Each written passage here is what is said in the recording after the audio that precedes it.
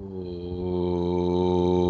सहना भवतु सहनौ भुनक्तु सह वीर्यङ्करवावहै तेजस्विनावधीतमस्तु मा विद्विषावहै। ॐ शान्ति शान्ति शान्तिः। हरिः ॐ श्रीगुरुभ्यो नमः। हरिः ॐ।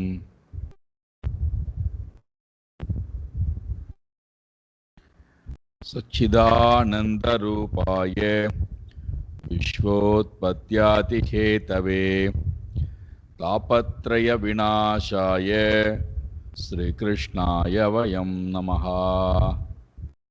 जन्माद्यस्य यतोऽन्वयात् इतरतश्चार्तेष्वभिज्ञस्वराट् तेने ब्रह्म हृदाय आदिकवये मुह्यन्ति यत्सूरय तेजो वारिमृदां यथा विनिमयो यत्र त्रिसर्गो मृषा धाम्ना स्वेन सदा निरस्तकुहकं सत्यं परं धीमहि।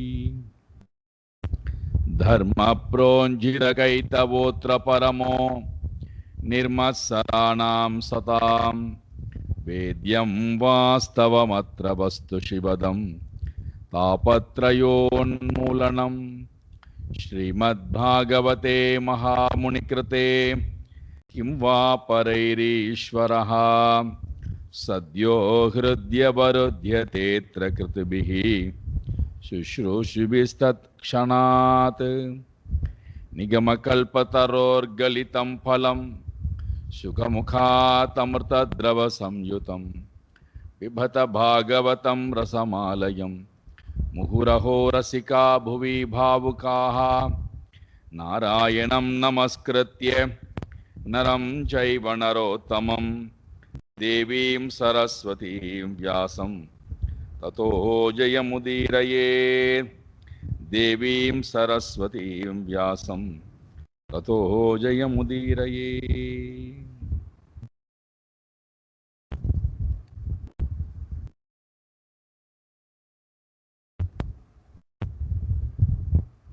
சண்டா மர்கவ் என்று சொல்லக்கூடிய சுக்கராச்சாரியாருடைய குழந்தைகள் 2 பேர் பிரஹ்லாதனுக்கு ஞான உபதேசத்தை கொடுக்க வேண்டும்.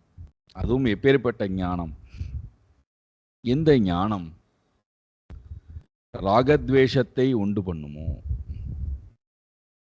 எந்த ஞானம் சுயநலத்தை உண்டு பண்ணுமோ, எந்த ஞானம் கர்மத்திலேயே நம்மை தொடர்ந்து உழன்று கொள்ள வைக்குமோ, எந்த ஞானம் நம்மை வெறுப்பிலிருந்து விடுவிக்காதோ, எந்த ஞானம் நமக்கு மீண்டும் மீண்டும் அஞ்ஞானத்தை தூண்டிக்கொண்டே இருக்குமோ, எந்த ஞானம் இறைவனுக்கும் எனக்கும் எப்பொழுதும் பேதத்தை கொடுக்குமோ,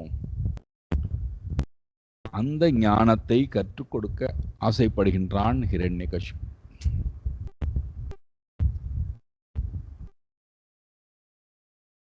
ஆனால் அதற்கு நேர் விரோதமாக பிரஹ்லாதன் உத்தமமான ஞானத்தை உடையவனாக இருக்கிறான். அந்த ஞானத்தை தன்னுடைய சக மாணவர்களுக்கும் கொடுக்க வேண்டும் என்று ஆசைப்படுகிறான். இதுதான் நம்முடைய உயர்ந்த பாரம்பரியம்.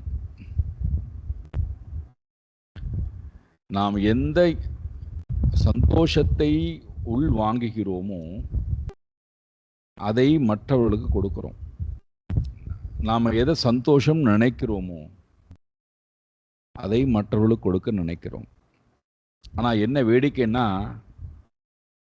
நாம் எதை சந்தோஷம் என்று நினைக்கின்றோமோ அதை மற்றவர்கள் மதித்தால், விரும்பினால் நமக்கு பொறாமை வருகிறது.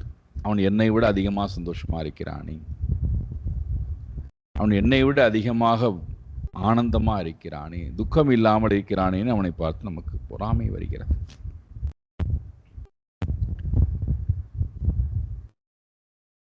உண்மையான சந்தோஷம், அழியாத சந்தோஷம்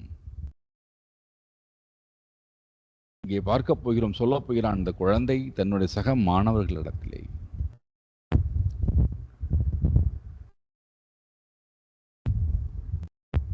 இறைவனை நினைப்பது ஒன்றே, இறைவனை நாடுவது ஒன்றே, இறைவனுடன் வாழ்வது ஒன்றே மேலான சந்தோஷம், மேலான ஞானம்.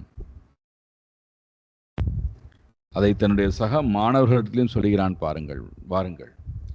தேது சங்கௌரவாத்சர்யே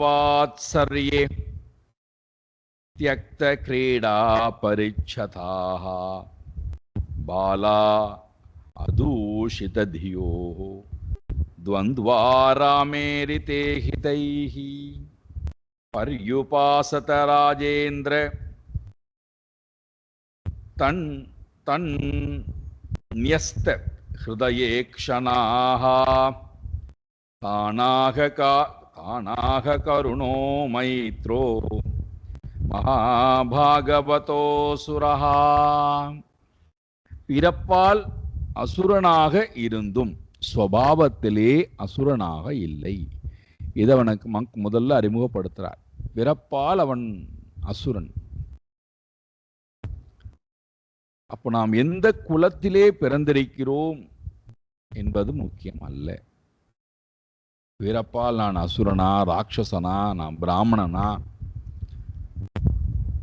நான் க்ஷத்ரியனா, வைஷ்யனா, சூத்ரனா, கீழ் கீழ் சமூகத்தை சேர்ந்தவனா, மேல் சமூகத்தை சேர்ந்தவனா, அது முக்கியம் அல்ல. எந்த சமூகத்திலே நான் பிறந்திருக்கிறேன் அது முக்கியம் அல்ல. என்னுடைய சுபாவம் எப்படி இருக்கிறது? என்னுடைய சுபாவமானது கீழானதாக இருந்தால் நான் மேலான சமூகத்திலே பிறந்து என்ன பிரயோஜனம்? அப்போ இந்த மேலான குணத்தினுடைய தன்மை என்ன சொல்லுகிறார்? துவந்த்வ ஆராமே. இருமைகளிலிருந்து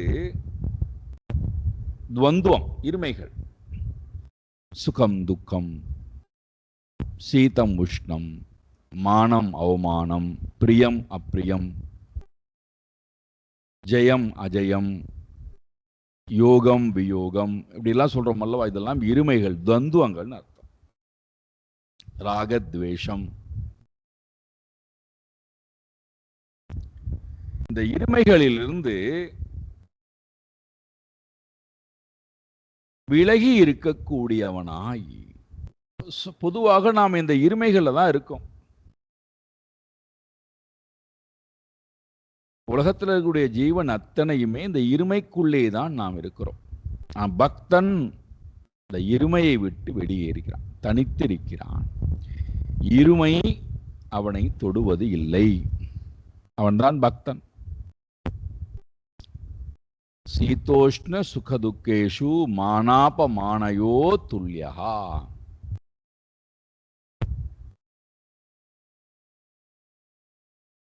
துவந்துவ ஆராமே. ரமித்துக் கொண்டிருக்கக்கூடியவர்கள், துவந்துவத்திலே இருமை என்று சொல்லக்கூடிய மனதிலும் சரி, அதற்குண்டான வெளி உலகம் இருக்கு. இருமையை பூர்த்தி செய்வதற்கு உண்டான வெளி உலகம், அதிலேயே ரமித்துக் கொண்டிருக்கக்கூடியவர்கள். ஆனால் இந்த பக்தன், இந்த பிரகலாதன் இருமையினால் மனதளவிலே எந்த பாதிப்பும் இல்லாதவன். இருமை இருக்குன்னு எப்படி தெரியும்? நான் இருமையிலே பிடித்திருக்கின்றேன் எப்படி தெரியும்?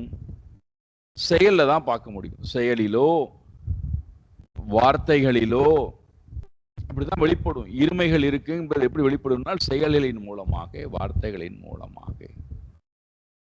இப்ப இங்க இருமை என்பது இல்லாததுனால ஈரிதே ஹிதைஹி,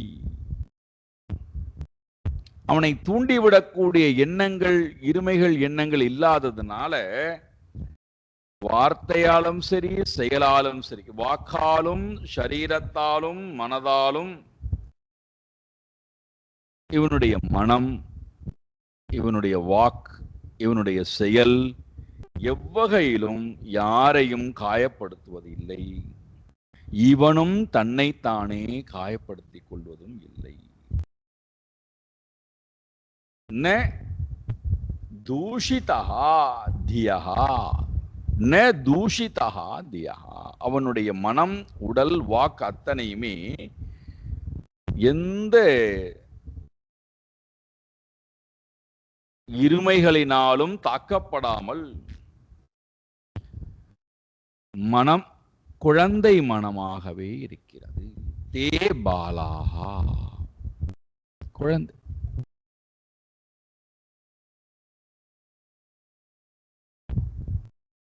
எந்த பாதிப்பும் இல்லாத குழந்தை மனமாக இருக்கின்ற அந்த பிரகலாதன் சர்வே சர்வே தத் கௌரவாத்,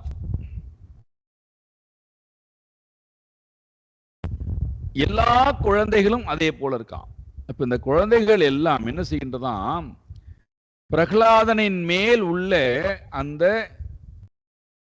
கௌரவத்தின் காரணத்தினால், மதிப்பின் காரணத்தினாலே, அவன் மேல் உள்ள பிரியத்தின் காரணத்தினாலே தியக்தஹா கிரீடா பரிச்சதாக, தான் விளையாடி கொண்டிருக்கக்கூடிய விளையாட்டுகளை எல்லாம் விட்டுட்டு வந்துட்டாங்களாம்.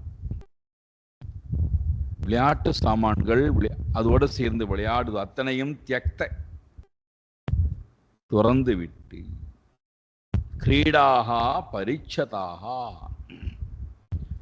விளையாட்டு சாமான்கள் அத்தனையும் துறந்தவர்களாய் இங்க வந்துட்டார்கள். எங்கே? ராஜேந்திரஹா தன்யஸ்தஹா, ராஜாவுடைய குழந்தையாக இருக்கின்ற பிரகலாதனிடத்திலே மனதை செலுத்தியவர்களாய் பிரகலாதனுடன் சேர்ந்து வர ஆரம்பித்து விட்டார்கள். அவனிடத்திலே மனம் முழுமையாக ஒன்றுபட்டு விட்டது, இந்திரியங்களும் முழுமையாக ஒன்றுபட்டு விட்டதாம். ஹிருதயே ஈக்ஷணாக சந்தகா, கண்ணும் மனமும் ஒருமுகப்பட்டவளாய் எல்லாரும் அவனை சுத்தி அமைதியா உட்காந்துட்டாங்களாம். உங்களுக்கு நான் உயர்ந்த விஷயத்தை சொல்கின்றேன் வாருங்கள் என்று கூப்பிட்ட பிரகலாதனுக்கு எல்லோரும் வந்து அமர்ந்து கொண்டு சுத்தி அமர்ந்து கொண்டு விட்டார். பாருங்கள் எவ்வளவு அடைமொழிகளை கொடுக்கிறார் பாருங்கள். எதற்காக தன்னை சுத்தி அமர்ந்திருக்கிறார்களாம் இந்த குழந்தைகள்? ஒன்று, இந்த குழந்தைக்கு அவளின்பால் என்ன தன்மை இருக்காம்? தயா,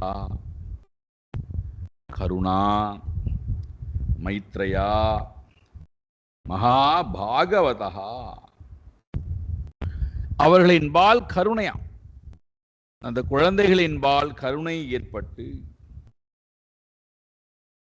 மித்ரஹா நண்பனாக இருக்கக்கூடிய தன்மை ஏற்பட்டு, மகாபாகவதா அசுரஹா பரமாத்மாவிடத்திலே பெரிய பக்தி உடைய அந்த பாகவதன் தன்னுடைய காருண்யத்தினாலும் நட்புத்தன்மையினாலும் தான் பெற்ற அனுபவத்தை மற்ற குழந்தைகளும் பெற வேண்டும். ஒரே எண்ணம் தான். அப்ப எவ்வளவு பெரிய காருண்யம்! அவர்கள் யாரும் இவனிடத்திலே வந்து எனக்கு இதை கொடுன்னு கேட்கல.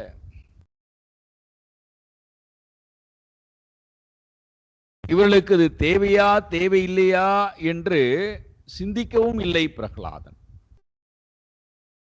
ஆனால் இதுதான் வாழ்க்கையிலே உண்மையானது, இதுதான் கொடுக்கப்பட வேண்டும், இதுதான் உண்மையான மருந்து, சம்சார சாகரத்துக்கு அதன் வியாதி போவதற்கு இதுதான் உன்னதமான மருந்து, இந்த மருந்தை தவிர வேற மருந்தே கிடையாது என்பதைத்தான் உணர்ந்த காரணத்தினாலே மற்ற எந்த பொருளை கொடுத்தாலும் மனதிலே நிறைவற்ற தன்மைதான் இருந்து கொண்டிருக்கும். நீங்கள் எதை வேணா கொடுங்க. உலகத்திலே நிறைவற்ற தன்மை தான் இருக்கும். இந்த ஒன்றுதான் உன்னதமான ஔஷதம்.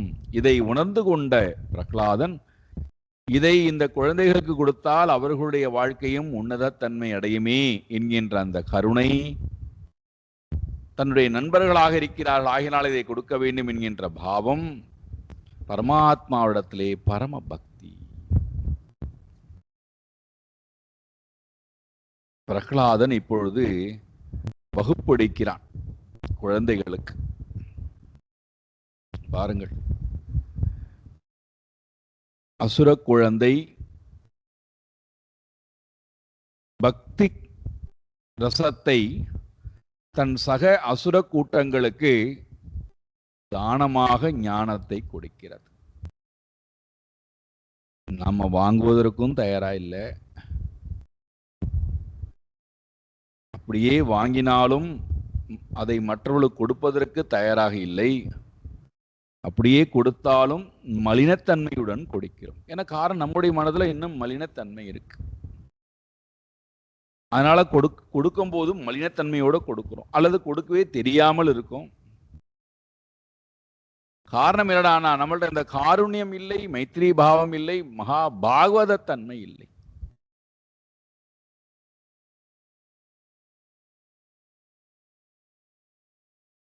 இப்படியே மற்றவர்களிடத்திலே கொடுத்தாலும் உடனடியாக அவர்கள் எல்லாம் மாறிவிட வேண்டும். நான் கொடுத்தேன், இவர்கள் மாறவே இல்லை, ஆகினாலே கொடுக்க மாட்டேன் என்கின்ற எண்ணம். நம்முடைய குழந்தைகளுக்கே கொடுப்பதற்கு நாம் தயாராக இல்லை, தகுதியாகவும் இல்லை. அப்படின்னா மற்றவர்களுக்கு கொண்டு போய் கொடுக்க போகின்றோம்.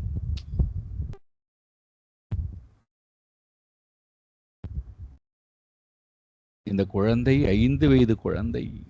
நினைத்து பாருங்கள், எவ்வளவு பெரிய தர்மம், எவ்வளவு பெரிய தர்மம்.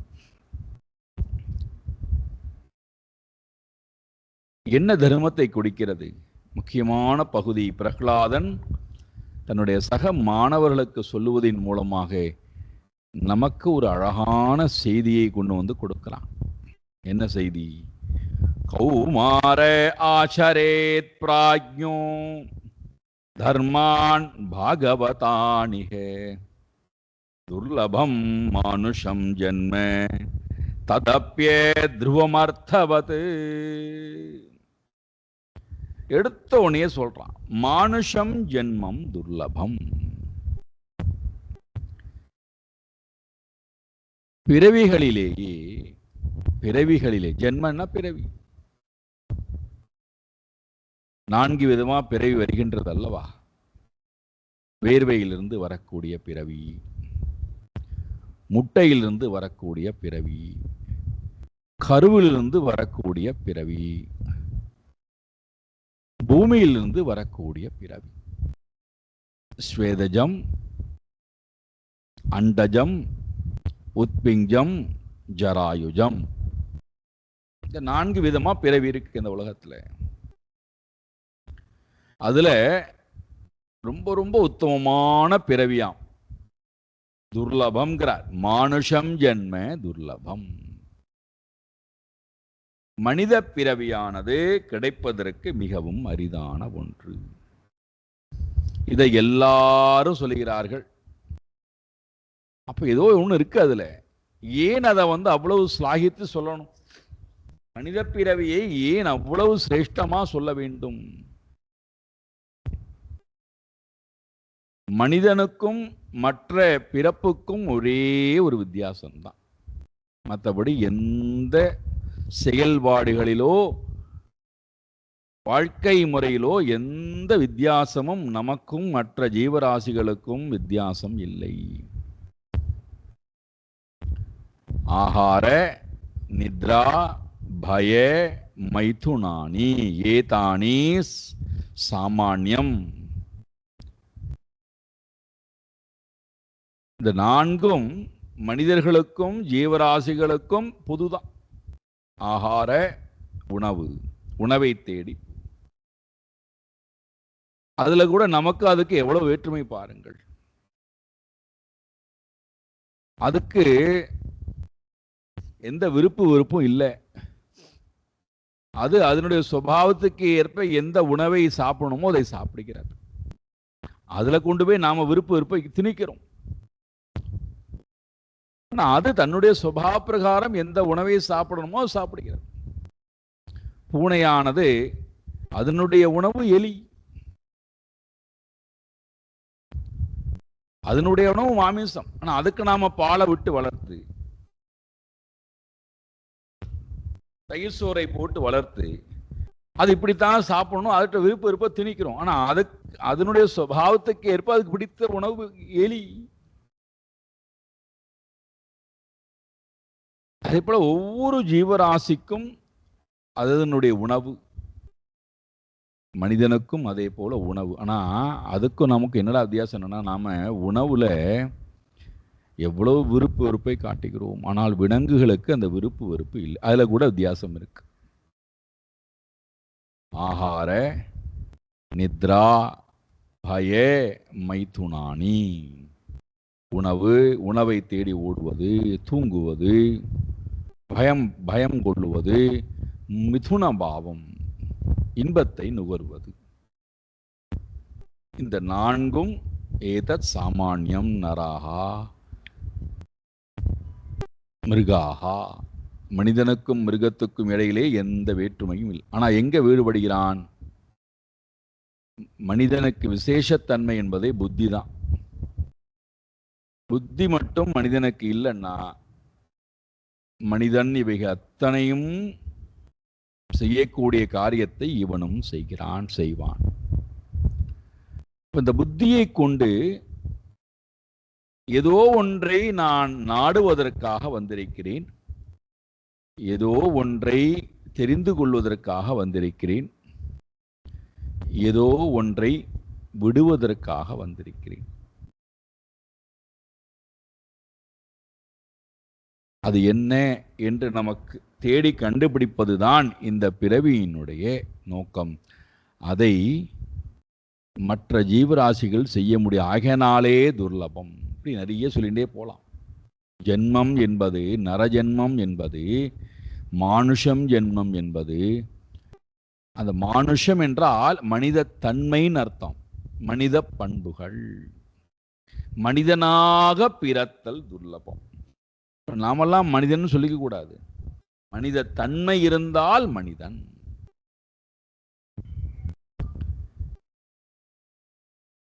எந்த எந்த மனதிடத்திலே மனித பண்புகள் இருக்கோ அது மனித தன்மை. பொறுத்துக் கொள்கின்ற தன்மை, மன்னிக்கின்ற தன்மை, காருண்ய தன்மை, அமைதித்தன்மை, ஞானத்தன்மை,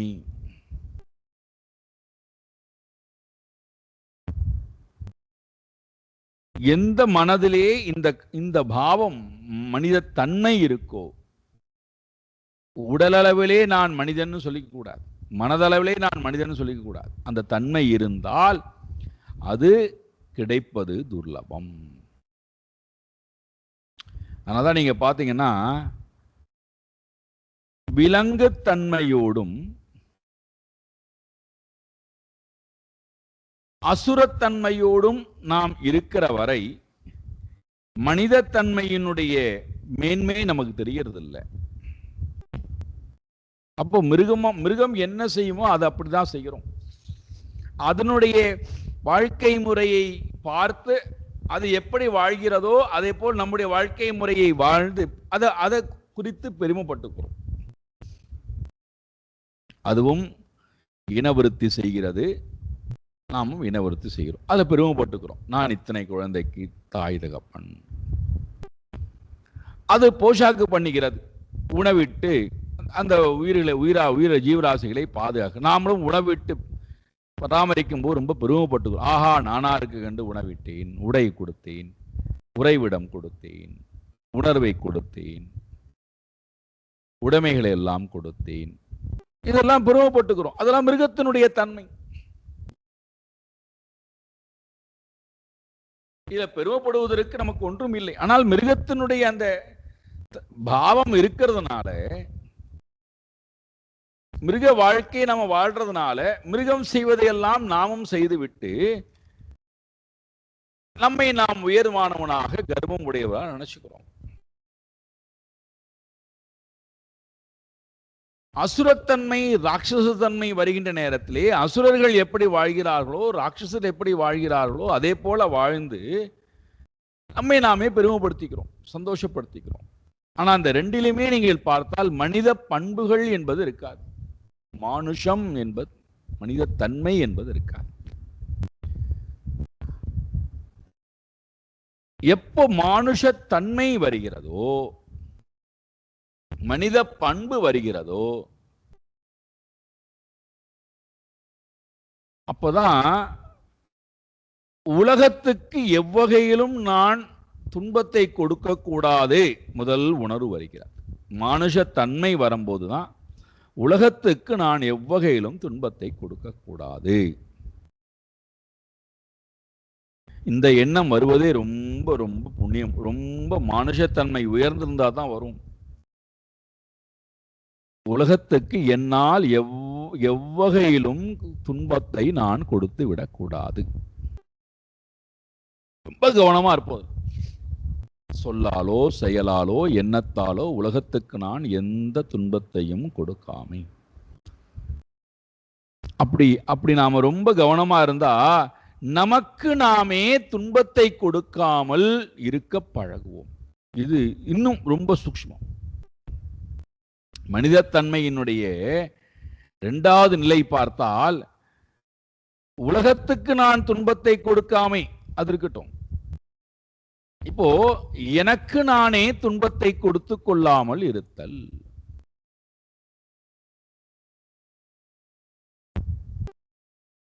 எனக்கு நானே துன்பத்தை கொடுத்து கொள்ளாமல் இருக்கிறேன்.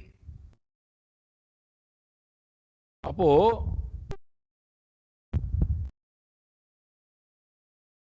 இரண்டாவது பண்பு இது, எனக்கு நானே துன்பத்தை கொடுத்துக்காமை.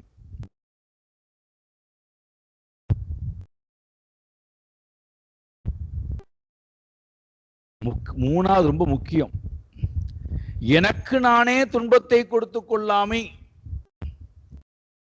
அதை விட ரொம்ப முக்கியம், எனக்குள்ளே இருக்கின்ற இறைவனுக்கு எவ்வகையிலும் நான் எந்த கஷ்டத்தையும் கொடுத்து விடக்கூடாது.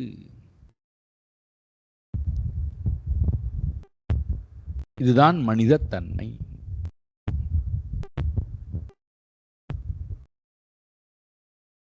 அது எப்படி நாம நமக்குள்ளே இருக்கக்கூடிய இறைவனுக்கு கஷ்டத்தை கொடுத்தல்னா, நம்முடைய மனம் சதா சங்கல்ப விகல்பத்துடனும்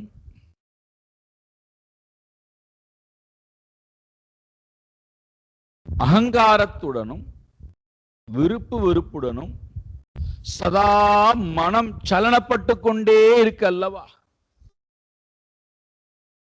அமைதி இல்லா தன்மையுடன் மனம் இருக்கு அல்லவா. அந்த மனம் அமைதியாக இருக்கக்கூடிய இறைவனுக்கு, ஆனந்தமாக இருக்கக்கூடிய இறைவனுக்கு எவ்வளவு பெரிய ஒரு துன்பத்தை கொடுக்கக்கூடியதாக அமைகிறது. இதெல்லாம் மிருகத்துக்கு தெரியாது. மனிதனுக்கு மட்டும்தான் இந்த சிந்திக்கக்கூடிய ஆற்றல் இருக்கிறது. அப்ப மனித பண்பு வரும்போதுதான் மிருகத்தன்மை ஆசுரத்தன்மை இந்த ரெண்டிலுமிருந்தும் விடுபட்டு சாத்வீகமான மனோநிலைக்கு நான் வரும்போதுதான் மனிதத்தன்மை அது கிடைப்பது துர்லபம். துர்லபம் மானுஷம் ஜன்ம. அப்போ துர்லபம் மானுஷம் ஜென்ம அப்படின்னு சொன்ன உடனேயே மனிதனுடைய தன்மை அறிந்து கொள்வதற்காக, மனிதனுடைய தன்மை என்னது? தெய்வத்தன்மைதான் மனிதனுடைய தன்மை. மனிதத்தன்மையிலிருந்து தெய்வத்தன்மைக்கு போவதற்கு முதல் படியாக மனிதத்தன்மைக்கு வருகிறேன். மிருகத்தன்மையை விட்டு ஆசுர ராட்சச தன்மையை விட்டுவிட்டு மனிதத்தன்மைக்கு வருவதற்கு நான் எத்தனை பிறவிகள் நான் முயற்சி எடுத்திருக்க வேண்டும். அவ்வாறு வந்த நான், அவ்வாறு முயற்சி எடுத்து வந்த துர்லபமாக கிடைக்கப்பட்ட இந்த பிறவி, அந்த பிறவியில் நான் என்ன செய்யணும்னு சொல்றேன். துர்லபமாக கிடைக்கப்பட்ட இந்த பிறவி, துர்லபம் மானுஷம் ஜென்மே. சரி, இந்த பிறவி எனக்கு கிடைத்திருக்கின்றதே,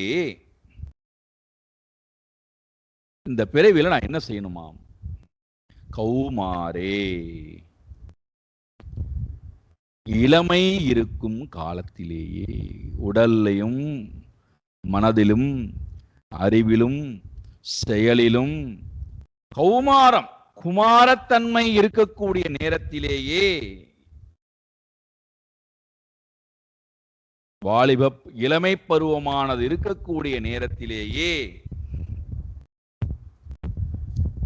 இந்த மனுஷத்தன்மையை கொண்டு நான் செய்ய வேண்டிய முக்கியமான காரியம் பாகவதான் தர்மான்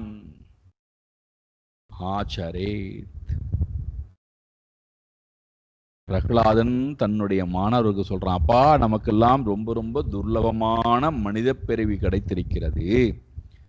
இந்த பிறவியிலே நாம் அடைய வேண்டிய இலக்காக ஒன்றைத்தான் கொண்டிருக்க வேண்டும். அது என்னது?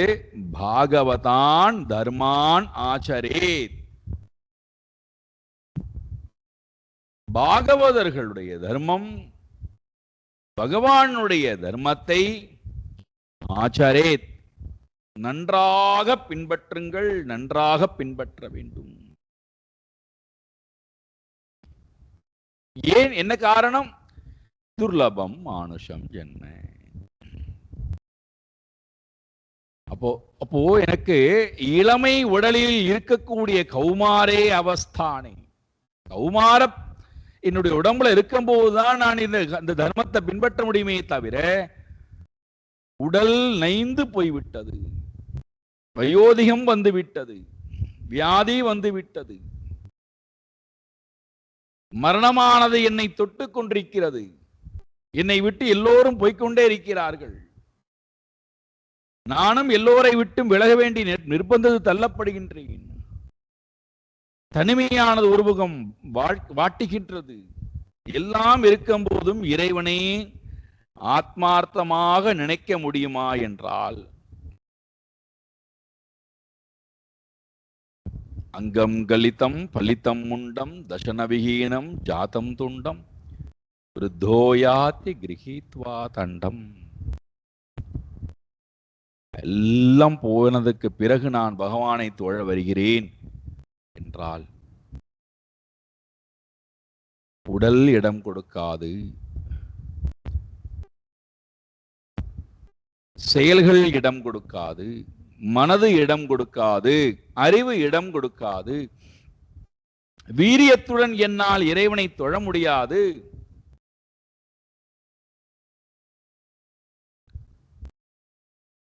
பாருங்கள், உதாரணம் கொடுக்கிறேன், பாருங்களேன். குரங்கு குட்டியானது தாயினுடைய வயிற்றை பலவந்தமாக பிடித்திருக்கிறது. தன்னுடைய பிடி அது விடுறதே இல்லை, விட்டா அது சாக வேண்டியதான். உடும்பு பிடின்னு சொல்லுவோம் அல்லவா, அதை போன்றது ஒரு பிடி. நினைத்து பாருங்கள், நம்மால் மனதை கொண்டு இறைவனை அந்த மாதிரி பிடிக்க முடிகின்றதா?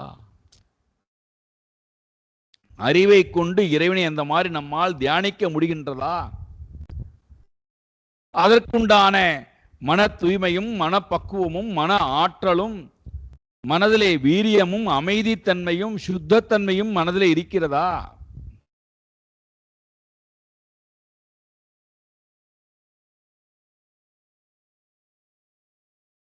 எல்லாம் போனதுக்கு பிறகு தகுதியற்ற கரணங்களை கொண்டு இறைவனை பற்றலாம் என்று நான் வந்தால்,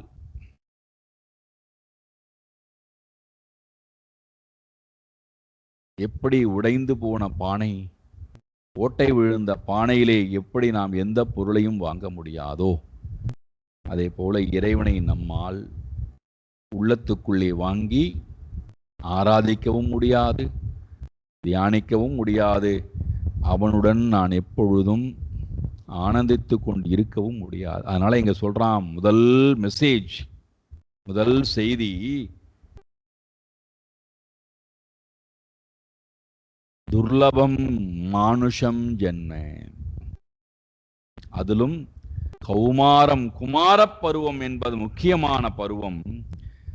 அந்த பருவத்திலே பாகவதான் தர்மான் ஆச்சரே.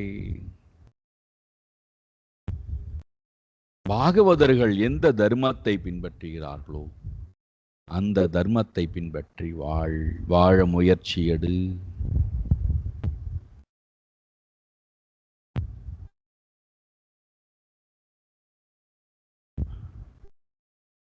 யாருக்கு யாருக்கு இது தேவைப்படுகிறது?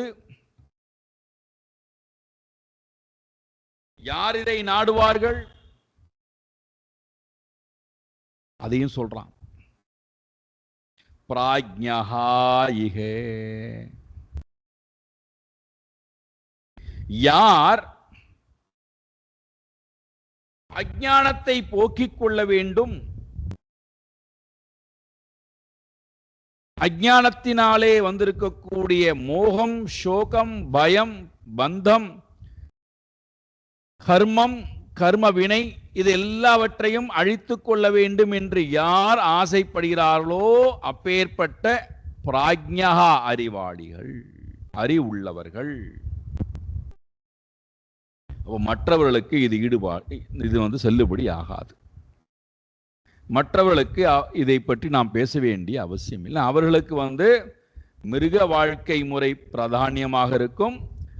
அதே போல ராட்சச ஆசுர வாழ்க்கை முறை பிராதானியம். அவள்கிட்ட போய் பகவானை தொழேன் சொல்ல வேண்டிய அவசியம் இல்லை.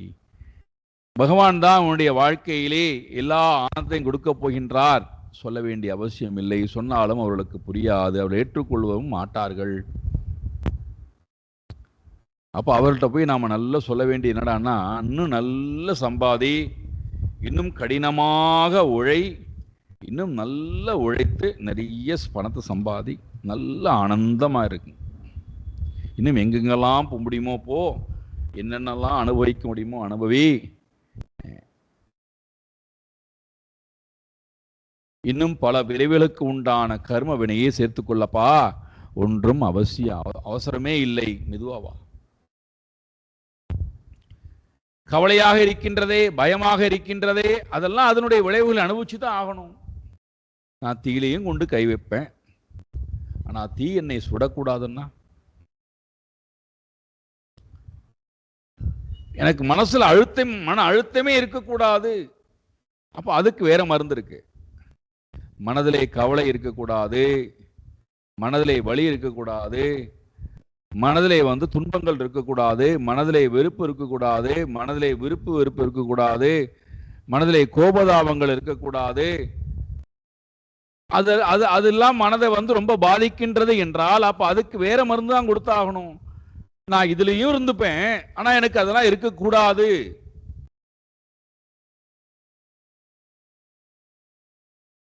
அது நடக்காது.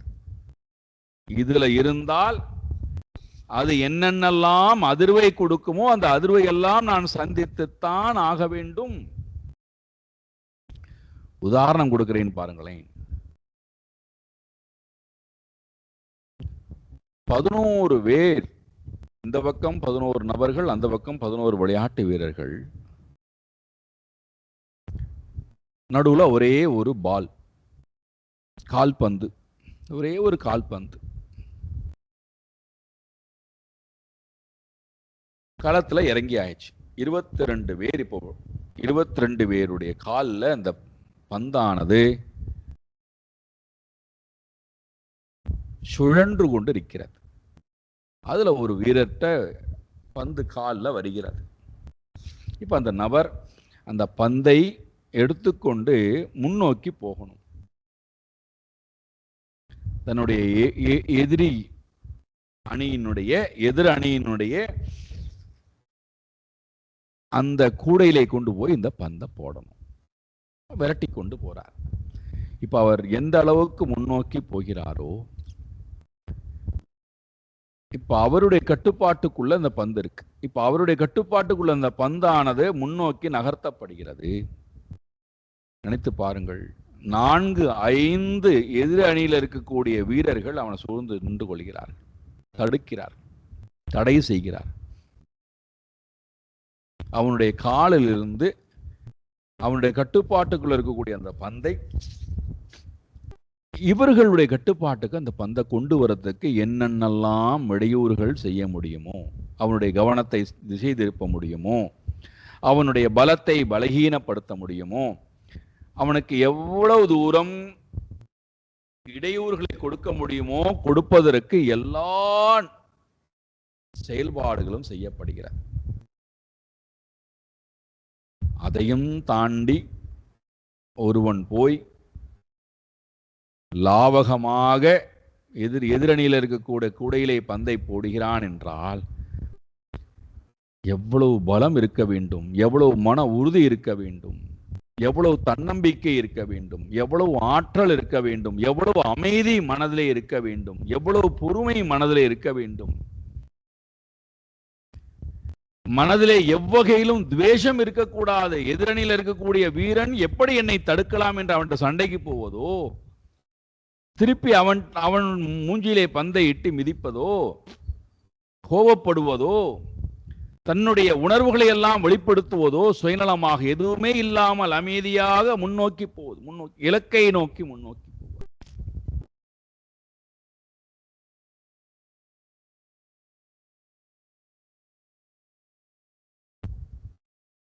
வாழ்க்கையிலே இறைவனை அடைய வந்திருக்கின்ற நான்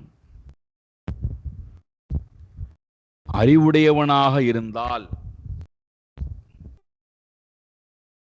செல்வத்துக்கு பின்னாடியும் காமத்துக்கு பின்னாடியும் போக மாட்டேன். செல்வத்துக்கு பின்னாடியும் காமத்துக்கு பின்னாடியும் போய்விட்டு எனக்கு எந்த இடையூறும் வரக்கூடாது, எந்த தடையும் வரக்கூடாது, என்னை யாரும் தடுக்கக்கூடாது, என் சந்தோஷத்தை யாரும் பறிக்கக்கூடாது, என்னுடைய அமைதியை யாரும் பறிக்கக்கூடாது. செல்வத்துக்கு பின்னாடியும் காமத்துக்கு பின்னாடியும் சென்றால் இதெல்லாம் வரும். இதெல்லாம் தாண்டி நான் இலக்கை அடைவதற்கு தயாராக இருந்தால் அந்த மைதானத்தில் இருக்கலாம். இல்லை, எனக்கு முடியவில்லை என்று சொன்னால் அப்ப நான் வேற இடத்த வெளியில இருந்து கொண்டு நான் வேடிக்கை பார்க்கலாம். விளையாடக்கூடியவர்களை வேடிக்கை பார்க்கலாம். நான் அங்கே இருக்கிறேன், ஆனால் என்னை எதுவுமே பாதிக்க கூடாது, எந்த தடை எனக்கு வரக்கூடாது என்றால் அது நடக்காது. காரணம், அர்த்த காமத்தினுடைய விளைவு பயம், சோகம், கோபம், மன அழுத்தம் இதெல்லாம் கிடைக்கும். அதை பெறுவதற்குத்தான் நான் வந்திருக்கிறேன் என்றால் அவர்கள் ஒன்று மிருகமாக இருப்பார்கள், மிருகத்தன்மையுடன் இருப்பார்கள், அல்லது ஆசுரி ராட்சச சம்பத்துடன் இருப்பார்கள். அப்ப மானுஷத்தன்மை என்பது அவர்களிடத்திலே இருந்தாலும் வெளிப்படாது.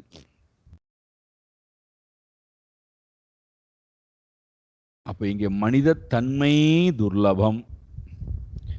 அப்ப எத்தனை கோடி பிறவிகள் நாம் புண்ணியம் செய்திருந்தால் மனித தன்மை என்பது வருவது. அதனால்தான் வாலி பகவானுடைய அம்படிபட்டு கிடைக்கிறானாம். அம்பை எடுத்து பார்க்கிறான், ராம நாமம் எழுதப்பட்டு. அப்ப முதல்ல அவன் மிருகமாக இருக்கக்கூடிய வாலியாக ஸ்ரீராமனிடத்திலே பேசுகிறான், குரங்கு வாலியாக பேசுகிறான், இரண்டாவது மனித வாலியாக பேசுகிறான், அப்புறம் தெய்வ வாலியாக மாறுறான்னு எழுதுறார் கம்பநாட்டாழ்வார். குரங்கு வாலி, மனித வாலி, தெய்வ வாலி. மானுஷத்தன்மையினுடைய இலக்கு பாகவதம், பகவான். மிருகத்தினுடைய இலக்கு, ராட்சச ஆசுர சம்பத்தினுடைய இலக்கு அர்த்த காமம்.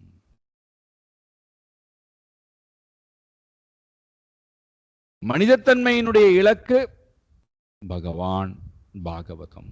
அவ்வளவுதான். நாம் எங்க இருக்கேன்னு புரிஞ்சுக்கலாம். நான் பகவானை நிச்சயமா தொழ வந்திருக்கேன், நிச்சயமா வந்து விடுவேன். எப்போ வருவாய்? பிராஜ்ஞனா இருக்கணும், கௌமாரத்தன்மையுடன் இருக்கணும், அறிவுள்ளவனா இருக்கணும். பகுத்தறிந்து பார்க்கக்கூடிய அறிவு இருந்தால் அப்பேற்பட்டவர்களுக்கு பகவான் பாகவத வாழ்க்கை முறை பின்பற்றுவதற்கு சுலபமானது. விரும்பி வருவார்கள், விருப்பத்துடன் அதை செய்து கொண்டிருப்பார்கள். இல்லை என்றால் நிர்பந்தத்தின் காரணத்தினாலே, கஷ்டத்தின் காரணத்தினாலே வந்தால் அவர்களுடைய பக்தி தூய்மையான பக்தியாக இருக்க வாய்ப்பு இல்லை. அந்த பக்தி முழுக்க முழுக்க அர்த்தத்தையும் காமத்தையும் சார்ந்த பக்தியாகத்தான் இருக்குமே தவிர அப்பழுக்கற்ற தெய்வ பக்தியாக அது இருக்காது. அதனால தான் நம்ம செய்யக்கூடிய பக்தியில நமக்கு எந்த தாபமும் போகல, எந்த மாற்றமும் மனதிலே வரல, செயல்பாட்டில எந்த மாற்றமும் இல்லை. ஆனா நான் பக்தி பண்றேன்.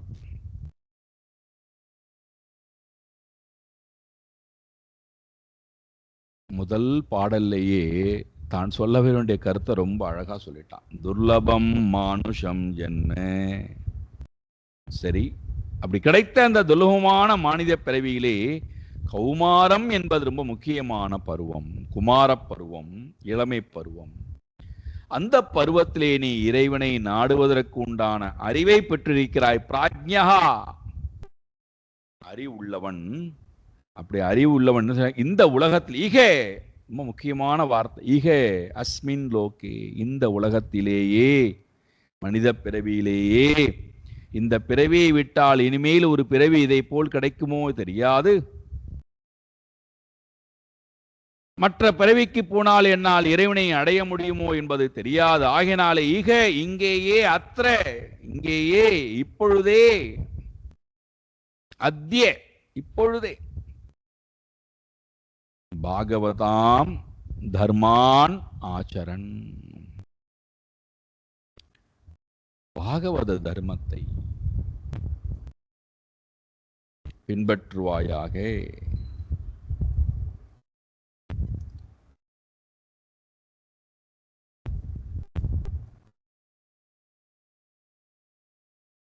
இது சொன்ன உடனேயே மற்ற மாணவர்களுக்கு மனதில் கேள்வி வரலாம். இப்போதான் வயது 5 ஆகிறதுப்பா, இன்னும் நிறைய காலம் இருக்கிறதே, இப்ப என்ன அவசரம் வந்தது என்கின்ற எண்ணம் வரலாம் அல்லவா? நாம் அப்படிதான் சொல்லிக்கிறோம். நான் இப்பொழுது ஆரோக்கியமாக இருக்கிறேன், நிறைய வேலை பளுவிலே இருக்கிறேன், நிறைய கடமைகள் எல்லாம் செய்ய வேண்டியவனா இருக்கின்றேன், நான் ஆற்ற வேண்டிய பணிகள் எல்லாம் நிறைய இருக்கிறது, சேர்க்க வேண்டிய செல்வம் நிறைய இருக்கிறது. அப்போ எனக்கு இத்தனை காலங்கள் வேண்டி இருக்கும் போல இருக்கிறது, இத்தனை காலத்துக்கு பிறகுதான் நான் ஏதாவது செய்ய வேண்டும் என்று ஆசைப்பட்டிருக்கிறேன். அப்போ அதுவரைக்கும் நான் ஓடித்தானே ஆக வேண்டும். அதுவரைக்கும் நான் எப்படி இறைவனை தொழ முடியும்? நீங்கள் சொல்லுகின்ற பாகவத தர்மத்தை ஆச்சரணம் செய்து எல்லாம் சரிதான், எப்படி? இப்பொழுது என்னால் முடியாதே. அப்போ நான் எப்பொழுது எனக்கு எல்லாம் ஓயட்டுமோ, ஓய்ந்து விடட்டுமோ, எல்லாம் எப்பொழுது சௌக்கியமாக ஆகட்டுமோ, அப்பொழுது நான் நிச்சயமாக இறைவனை தொழ வருகிறேன். அந்த காலம் வருகின்ற வரைக்கும் நான் பொறுத்திருந்துதான் ஆக வேண்டும். நான் மிருகமாகவோ அல்லது நான் ஆசுரிய சம்பத்துடனோ தான் நான் வாழ முடியும். நான் தெய்வ சம்பத்துடன் மானுஷத்தன்மையுடன் வாழ்வது என்பது முடியாத காரியம். ஒருவேளை இந்த எண்ணம் மனதிலே வரலாம் என்று நினைத்த பிரகலாதன் தன்னுடைய சக மாணவர்களிடத்திலே சொல்கிறான், நமக்கு கிடைத்திருக்கக்கூடிய மனித பிறவி அப்படி கிடைத்தும் கூட, ததஹா அபி, அப்படி உனக்கு கிடைத்தும் கூட, அந்த பிறவி அத்ருவம் அர்த்தம், அத்ருவம், அந்த பிறவி துருவம் இல்லாதது. துருவம் என்றாலே உறுதி, ஸ்திரத்தன்மை, நிலையாக இருக்கின்ற தன்மை. அது இங்கே அஸ்திரம், அது உறுதிப்பாடு இல்லை. நான் இருந்து விடுவேன், இத்தனை வருட காலங்கள் ஸ்திரமாக இருந்து விடுவேன் என்று நீ நினைத்தால் அஸ்திரம், அத்ருவம், அது உறுதியாக உன்னால் சொல்ல முடியாது. அங்கே உறுதிப்பாடும் இல்லை. அதனால இந்த கிடைப்பதற்கு அரிதாக இருக்கக்கூடிய இந்த மனித பிறவி உனக்கு கிடைத்திருக்கின்றதப்பா, ஸ்திரம் இல்லாத மனித பிறவி. துர்லபமான மனித பிறவிதான், ஆனால் அது ஸ்திரம் இல்லை. எப்பொழுது வேண்டுமானாலும் அது உன்னை விட்டு போகலாம், நீ அதை விட்டு போகலாம். ஆகையினாலே துருவம் இல்லாத இந்த உலகத்திலே வாழ வந்த நீ துருவமாக இருக்கக்கூடிய பகவானை, மாறாமல் இருக்கக்கூடிய, அழியாமல் இருக்கக்கூடிய பகவானை இந்த மனித பிறவியிலேயே மானுஷம் ஜென்ம அர்த்தம், மனித பிறவியிலே மட்டும்தான் மனிதனுக்கு இந்த பயனை தரக்கூடிய, மாறாத பயனை தரக்கூடிய பகவானை அடைவதற்கு உண்டான வாழ்க்கை முறை கிடைத்திருக்கின்றது. அப்படி கிடைத்த நீ அதை முழுமையாக பயன்படுத்திக் கொள். அப்படி பயன்படுத்திக் கொள்ளவில்லை என்றால் உன்னுடைய வாழ்க்கை அத்ருவம், ஸ்திரம் இல்லாமல் இருக்கிறது.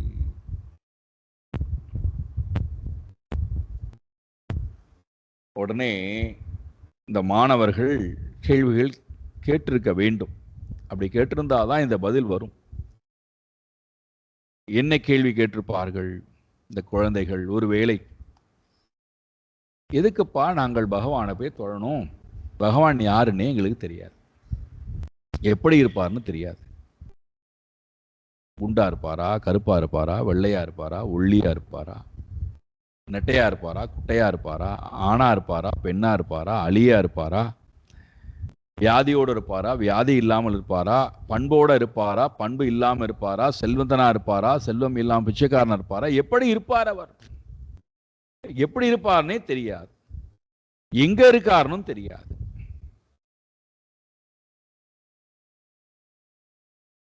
அவரை போய் நாங்கள் எதுக்கு தொழணும்? இப்ப அவரை நாங்க தொழறதுனால எங்களுக்கு என்ன கிடைக்கும்? சரி, அவர் யார்? முதல்ல நாங்கள் அவரை ஒருவேளை தொழறோம்னு வச்சுப்போம், ஒருவேளை நாங்கள் அவரை தொழறோம்னு வச்சுப்போம். அவர் யார்? எங்களுக்கு என்ன செய்வார்? எங்களுக்கு அவர் யதாஹி புருஷஸ்யேஹ விஷ்ணோ பாதோபசர்ப்பணம் யதேஷ சர்வபூதானாம் பிரிய ஆத்மேஸ்வர சுஹ்ருத். அப்பா, மறுபடியும் சொல்றான், ஞாபகப்படுத்துறான் தன்னுடைய சக மாணவர்களுக்கு. அஸ்மின் லோகே, இந்த லோகத்துல மட்டும்தான் புருஷஸ்ய, மனிதர்களுக்கு, மனிதனாக பிறந்தவனுக்கு, மனித தன்மை உடையவனுக்கு, விஷ்ணோஹோ பாத உபசர்ப்பணம், இறைவனை அடைவது ஒன்றே. இறைவனை அடைவது ஒன்று, இறைவனுடைய பாதத்தை உபசர்ப்பணம், சமர்ப்பணம், இறைவனுடைய பாதத்தை அண்டுதல், இறைவனுடன் ஒன்று கலத்தல் என்பது ஒன்றே. யதாகி, அதுதான் தகுதியானது, அதுதான் அடையப்பட வேண்டியது. மனுஷத்தன்மை உடையவனுக்கு இறைவனை அடைவது ஒன்றே தகுதியானது. அடுத்த கேள்வி, ஏன்பா நாங்க ஏன் செல்வத்துக்கு பின்னாடி போகக்கூடாதா? என் மனைவி பின்னாடியோ, குழந்தை பின்னாடியோ, அம்மா அப்பா பின்னாடியோ, நண்பர்கள் பின்னாடியோ ஏன் நாங்கள் போகக்கூடாதா? உலகத்துக்கு பின்னாடி போகக்கூடாதா? புண்ணியத்துக்கு பின்னாடி போகக்கூடாதா? ஏன் அங்க போகணும்? ஏன் நாங்கள் அவரை தொழணும்? ஹி, ஏனெனில், யது ஏஷா, ஏனென்றால் இந்த விஷ்ணுவானவர், இந்த விஷ்ணு யாருன்னு சொல்றார், அவர் நமக்கு என்ன செய்யறாருன்னு சொல்றார். சர்வபூதானாம் பிரியா. சர்வபூதானா, எல்லா ஜீவராசிகளுக்கும் அவரே ரொம்ப ரொம்ப ரொம்ப பிரியமானவராய் இருக்கிறார். நமக்கு நாமும் பிரியமானவர்களாக இல்லை, நமக்கு மற்றவர்களும் பிரியமானவர்களாக இல்லை, நமக்கு நம் கூட பிறந்தவர்களும் பிரியமானவர்களாக இல்லை, நமக்கு நம் மூலமாக வந்தவர்களும் பிரியமானவர்களாக இல்லை. ஆனா என்ன பண்றோம், இவர்களோட வாழ்வது ரொம்ப பெருமைன்னு நினைச்சுக்கிறோம். யார் நமக்கு பிரியமானவர்களாக இல்லையோ, நாமும் யாருக்கு பிரியமானவர்களாக இல்லையோ, நமக்கும் யாரும் பிரியமானவர்களாக இல்லையோ, அப்போ அப்படின்னா என்ன அர்த்தம், அவர்களுடைய பிரியமானது வேற எங்கோ இருக்குன்னு அர்த்தம். அவர்களுடைய பிரியமானது செல்வத்திலும் காமத்திலும் இருக்கிறது. அர்த்த காம போகம், இதுல அவர்களுடைய பிரியம் இருக்கு. அதனால அவர்கள் நம்மிடத்திலே பிரியம் காட்ட மாட்டார்கள். நாம் என்ன சொல்றோம், என்னிடத்திலே பிரியமா இருங்கிறோம். ஆனா அவர்களுடைய பிரியம் காம போகைஹி பரித்யக்தா, காம போகத்துல இருக்கு அவங்களுக்கு. அவர் எப்படி நம்ம இடத்திலே பிரியம் காட்டுவார்கள்? நமக்கும் அதேதான். நாமும் நம்முடைய பிரியத்தை அர்த்த காம போகத்துல வச்சிருக்கும் போது நாம் எப்படி நாமும் நம்முடைய அப்பா அம்மா இடத்திலே பிரியத்தை காட்டுவோம், நம்முடைய நண்பர்களிடத்திலே பிரியத்தை காட்டுவோம்.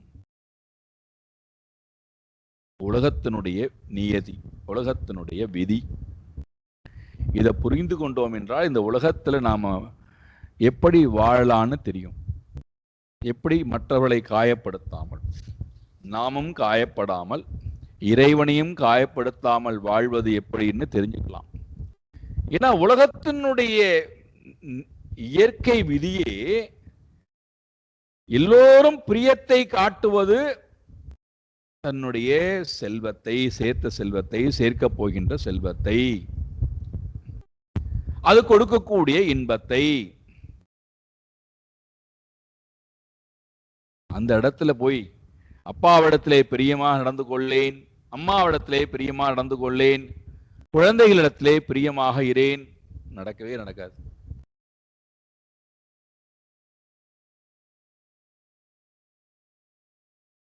இம்பாசிபிள்.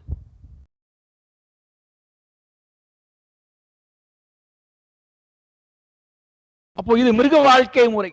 அப்போ மனுஷ வாழ்க்கை முறைன்னு வரும்போது என்ன ஆகுண்டான்னா, இறைவனை அடைவது ஒன்றே நோக்கம் சொல்லிட்டா, இறைவன் யாரு? சர்வபூதானாம் பிரியா. நாம அவரை விரும்பல. பாருங்கள் என்ன வேடிக்கை பாருங்கள். நாம அவரை கிஞ்சித்தளவும் பிரியமா நடத்தல, விரும்பவும் இல்லை. ஆனா அவர் நம்ம இடத்திலே பிரியமா இருக்கார். எவ்வளவு பெரிய ஆச்சரியம். சிந்திப்போம் வாருங்கள் சாயங்காலம். ஓம் பூர்ணமதః பூர்ணமிதம் பூர்ணாத் பூர்ணமுதச்யதே பூர்ணஸ்ய பூர்ணமாதாய பூர்ணமேவாவசிஷ்யதே. ஓம் சாந்தி சாந்தி சாந்தி. ஹரி ஓம் ஸ்ரீ குருभ्यो நமः. ஹரி ஓம்.